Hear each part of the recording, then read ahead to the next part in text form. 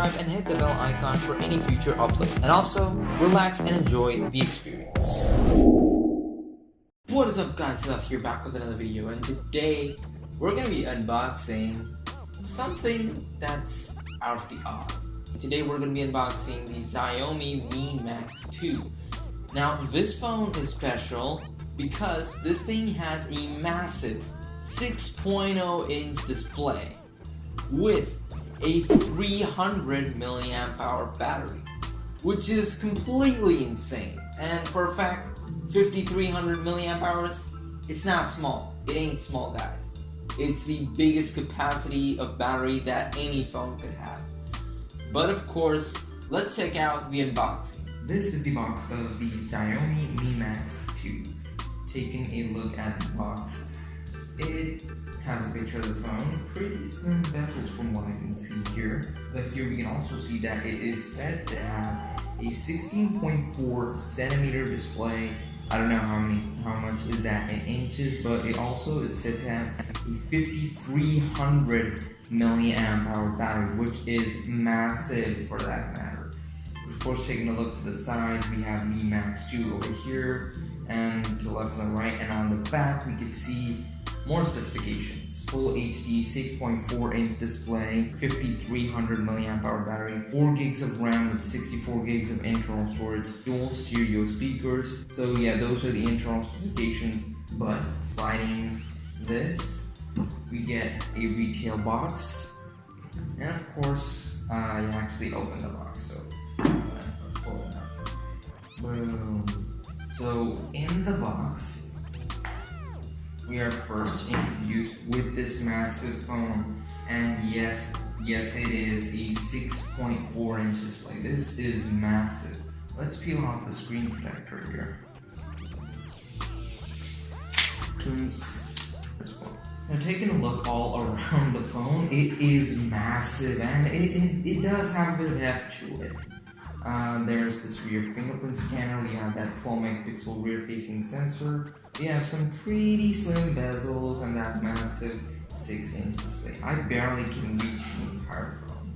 So keeping the phone aside, we are then introduced with some instructions and of course a SIM ejector tool in the box. We also have some warranty instructions, and thing up for the first time, it does give me a bit of haptic feedback. My god, is it? I can barely touch my fingers wrapping them around here. So we've got the boot up screen here. Let me just skip through the setup process here.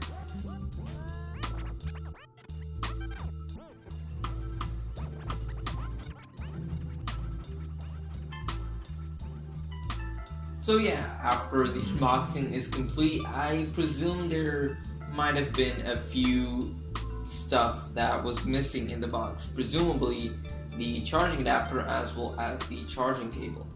So the reason was it was previously unboxed the previous day, and while re-unboxing it I forgot to replace the power brick as well as the cable. But anyway, moving on, let's take a bit of the overview of the phone.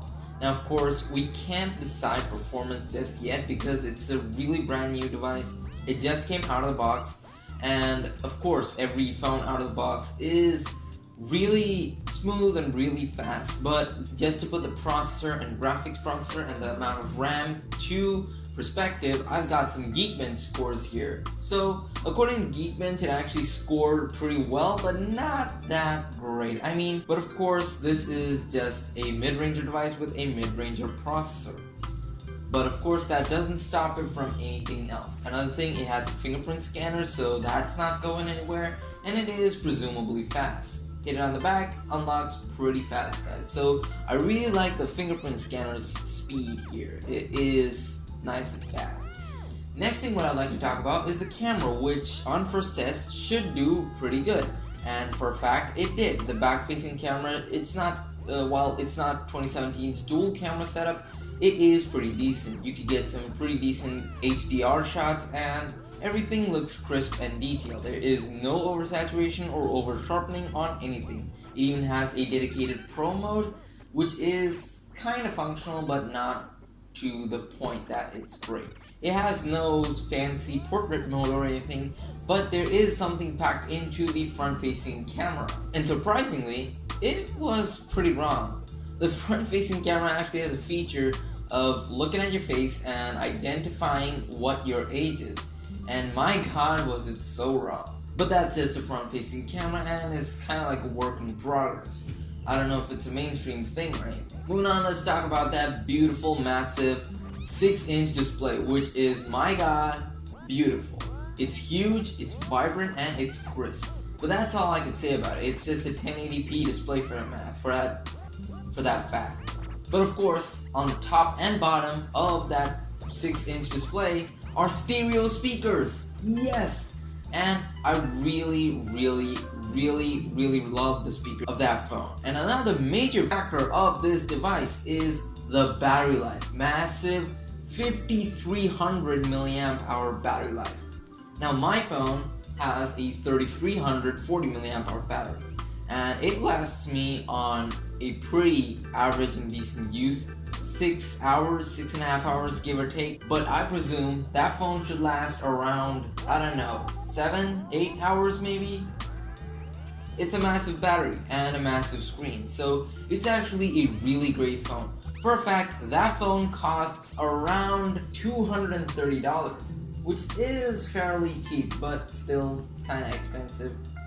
But it's still a budget smartphone, and it's great. It performs a bit okay, but you should expect some lag in the future maybe. It comes out of the box with Android 7.0, it has USB-C, it has a headphone jack, key feature, headphone jack, and those are the major things. But that wraps it up for this video. Hope you enjoyed it. Leave a thumbs up, subscribe, follow me on all social media links, linked down in the description below for future videos, and support me on Patreon, and I'll see you guys later.